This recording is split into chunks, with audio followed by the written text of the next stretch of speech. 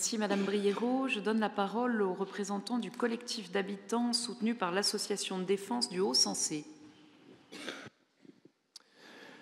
Madame la maire, mesdames, messieurs membres du conseil municipal, bonjour. Comme lors du dernier conseil, le 4 février 2019, nous prenons la parole au nom d'un collectif d'habitants rennais soutenu par l'association de défense du Haut-Sensé. Nous souhaitons intervenir aujourd'hui sur le dossier de modification de création de la ZAC du Haut-Sensé qui va être soumis au vote de ce conseil municipal. Lors de notre intervention du 4 février, nous avons alerté sur la méthode de concertation de votre équipe municipale qui impose sur ce projet de ZAC un nombre de 500 logements contesté depuis le début par les habitants du quartier car il est synonyme d'une densité excessive. Nous vous avons alerté également sur des questions précises concernant des problématiques présentes dans notre quartier, circulation, mode de déplacement, infrastructure de quartier, parking, pollution du sol. À ces questions, relatant une réalité de vie de quartier qui nous impacte, M. Semeril n'a apporté aucune réponse précise, si ce n'est un discours moralisateur et culpabilisant, s'appuyant sur sa seule légitimité d'élu jusqu'à la prochaine élection. Les conclusions de l'enquête du PLU montrent que notre quartier est l'un des rares quartiers rennais à présenter une mixité sociale équilibrée. La mixité sociale, nous la pratiquons au quotidien, à l'école, dans les associations de quartier. Nous sommes convaincus de sa richesse, mais connaissons la fragilité de l'équilibre. Que devons-nous penser quand nous voyons les installations sportives du quartier se dégrader ? Quand lors des inscriptions aux activités, nous sommes confrontés à un manque de places récurrent ? Que devons-nous penser de la destruction de la salle omnisport du Haut-Sensé au profit d'un vague projet de halle ouverte pouvant induire des nuisances urbaines ? Nous ne sommes pas des égoïstes, nous ne sommes pas contre la densification de la ville de Rennes. Nous sommes pour l'accueil de nouveaux Rennais, quel que soit leur statut social. Mais nous pensons que ces nouveaux habitants, tout comme les actuels, doivent être correctement accueillis. Lors de la dernière réunion publique sur la ZAC du Haut-Sensé, M. Semeril nous a invités à faire le pari avec lui que ce projet se déroulera bien. Nous ne voyons pas l'aménagement de notre quartier comme un jeu. Nous demandons que ce dossier soit traité avec sérieux et raison. Nous demandons que la ville de Rennes mette en pratique le message clair que nous lisons sur plusieurs plaquettes, vivre en intelligence ou la qualité de vie, ou le cœur de Rennes comme vous l'imaginez. Comme lors de la réunion de juin 2018, où devant plus de 400 personnes, M. Semeril a posé la question ouvertement à l'audience « Voulez-vous des 500 logements ?» Nous continuons à dire non, parce que cela est disproportionné. Ces 500 logements prévus s'ajoutent à 600 logements privés en cours de construction ou déjà livrés. Pour rappel, la zone résidentielle comprise entre les rues Château-Giron, Auguste-Pavie et Haut-Sensé comptabilise autour de 1200 habitations. Le nombre de logements va être doublé. Cet afflux massif de construction aura des conséquences importantes qui, pour nous, n'ont pas été anticipées. Alors, tout d'abord, la problématique des infrastructures de quartier.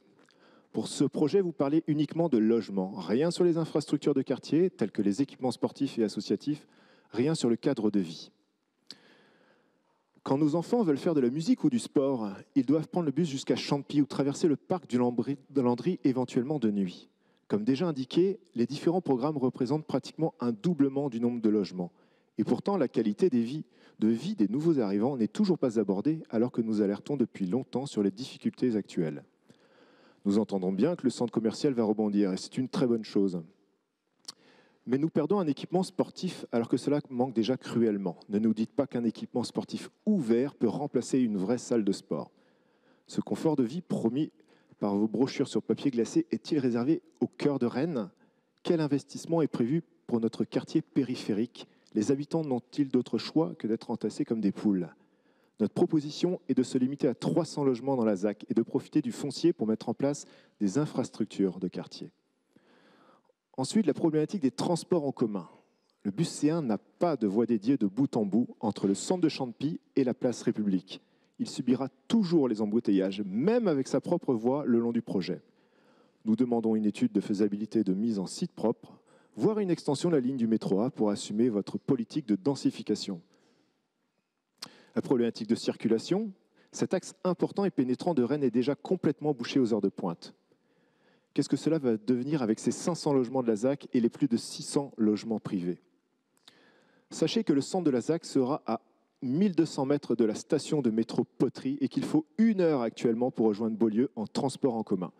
Les habitants n'ont et n'auront d'autre choix que d'utiliser leur voiture. C'est le cas...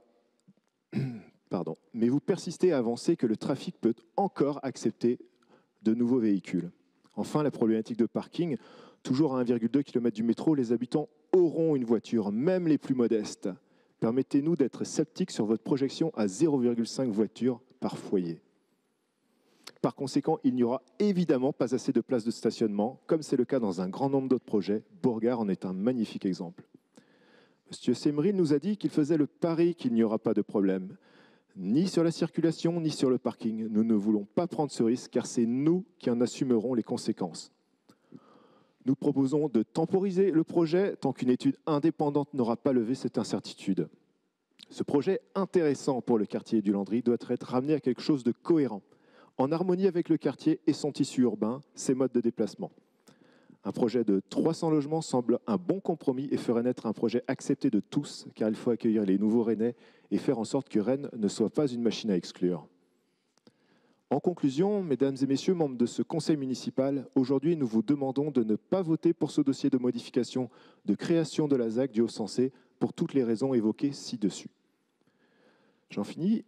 Au-delà de notre problème de ZAC, nous nous rendons compte que l'urbanisation d'une ville est l'affaire de tous ses habitants et que de nombreux Rennais, dans différents quartiers, sont impactés par l'emballement et l'agressivité de l'urbanisme de la ville de Rennes. C'est pourquoi nous profitons de cette intervention pour vous remettre aujourd'hui, au nom de plusieurs collectifs et associations de Rennes, dont quelques représentants se trouvent en ce moment même aujourd'hui, place de la mairie, 1000 signatures de Rennais pour demander l'ouverture d'un débat public au conseil municipal sur la problématique de la densité et de la cohérence des quartiers. Je vous remercie. Merci. Monsieur Semril. Mesdames, Messieurs, Monsieur, je vous remercie pour votre intervention. Depuis votre dernière prise de parole lors du conseil municipal du 4 février, je vous ai écrit pour répondre point par point à vos interrogations par courrier en date du 11 mars 2019 et nous avons également tenu une réunion publique le 19 mars dernier avec Catherine Debroise, notre collègue élue de quartier. Le nombre de 500 logements répartis selon les règles du programme local de l'habitat de Rennes Métropole est une programmation qui a été validée, je le rappelle, à l'unanimité du conseil municipal dans le cadre du dossier de création initial de cette ZAC, initié en 2016. Ce chiffre de 500 logements représente une densité moyenne d'environ 108 équivalents logements par hectare.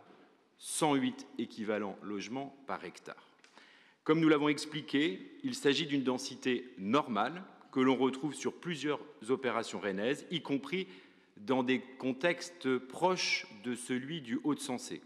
Par exemple, le lotissement rue Victor Rau, actuellement en cours de livraison, situé dans un tissu pavillonnaire, développe 145 logements sur 1,4 hectare, soit environ 103 logements à l'hectare.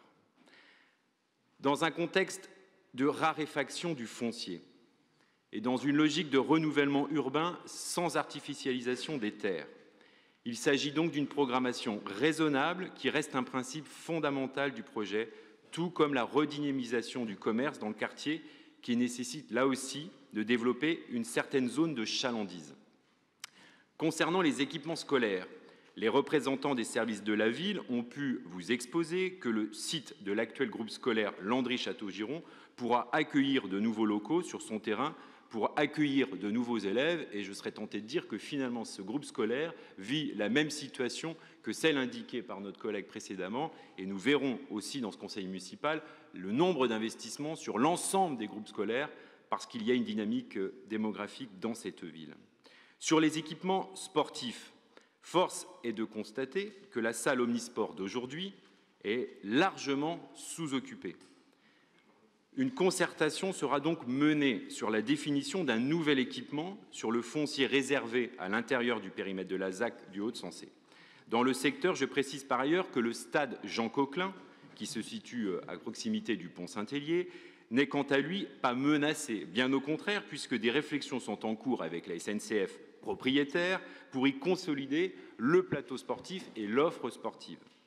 S'agissant des impacts du projet en termes de circulation et de déplacement, Là aussi, nous l'avons dit, je le répète, il ressort des études menées par les services de Rennes Métropole que le projet de ZAC a un impact modéré sur le trafic de la rue de Château-Giron et que le carrefour qui sera créé en entrée de ce secteur permettra de sécuriser la traversée piétonne vers le parc du Landry, avec évidemment le façage des feux qui sera étudié à cette fin. L'ensemble des voies internes à la ZAC seront traitées en zone 30, à l'image des rues du quartier, comme l'avenue Rivière ou Haute-Sensée notamment. Et des liaisons douces, notamment cyclables, seront aménagées. Quant à la desserte en transport en commun, elle est assurée par 2 lignes Chronostar, C1 et C2, avec un couloir bus dédié aux droits de l'opération. Plusieurs actions ont été menées par Rennes Métropole pour améliorer le temps de parcours des bus sur cet axe majeur de la desserte en transport en commun à l'échelle métropolitaine, pas seulement du quartier. Enfin, il est indéniable, comme je vous l'ai dit lors de la réunion du 19 mars, que l'arrivée de la seconde ligne de métro va fortement modifier les usages et impacter les transports dans toute la ville, y compris là où il n'y a pas de station nouvelle. Lorsque j'ai dit enfin que je pariais sur le fait que ce projet s'intégrerait bien dans votre quartier, je voulais vous dire en toute sincérité que j'avais confiance. Rennes est reconnue pour son modèle de l'habitat et pour son modèle de développement qui reconstruit la ville à 95% sur elle-même, sans imperméabiliser de nouveau des sols. Le sujet de la densité, c'est en fait 2 sujets, mais nous avions eu l'occasion d'en parler au précédent Conseil.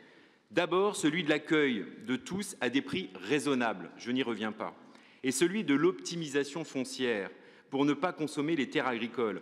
Et je m'adresse, permettez-moi, Madame la maire, également au collectif pour le climat présent ce soir. À Rennes, nous assumons donc de densifier, mais pas n'importe comment, évidemment. Ça fait des années que nos ingénieurs, nos techniciens, nos experts travaillent sur des projets en zone d'aménagement concerté. Et ils se sont toujours bien déroulés. Et même si certains d'entre eux ont pu, par le passé, au moment de leur conception, faire l'objet de vifs débats, y compris dans le quartier, je pense notamment au Mattelware, ou à Victor-Roux, ou encore au nord de la ville, à Fougères-Pin-Levé, les fameuses serres de Maurepas, eh bien, ce sont toujours des projets qui se sont ensuite bien déroulés, bien intégrés, et qui ne sont plus contestés aujourd'hui. Vous pourrez donc continuer de compter sur notre vigilance et surtout sur notre disponibilité pour travailler sur ce projet comme sur tous les projets qui irriguent l'urbanisme de cette ville. Je vous remercie.